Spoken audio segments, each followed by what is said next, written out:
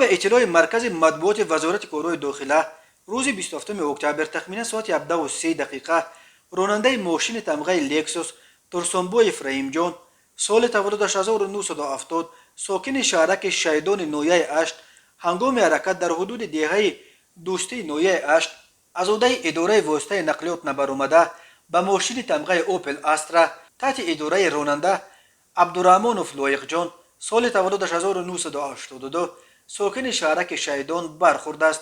در نتیجه راننده اوپل استرا عبدالرحمانوف و مسافرانش نظرف روخانگیز سال تولدش 1991 ساکن نویه اشت و خورسال اصلانوف رحیم جان سال تولدش 2021 جراحت وزن جسمانی برداشته در جای حادثه به هلاکت رسیدند.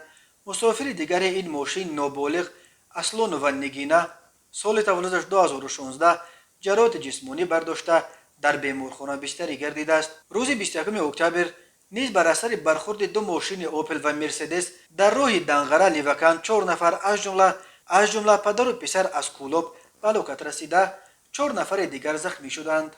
هر سال بر اثر صدمه ها در راههای تاجیکستان صدها نفر هلاک یا مجروح می شوند. در نیمه اول سال 2021 در راههای تاجیکستان 151 نفر در صدمه های نقلیاتی جان باختند.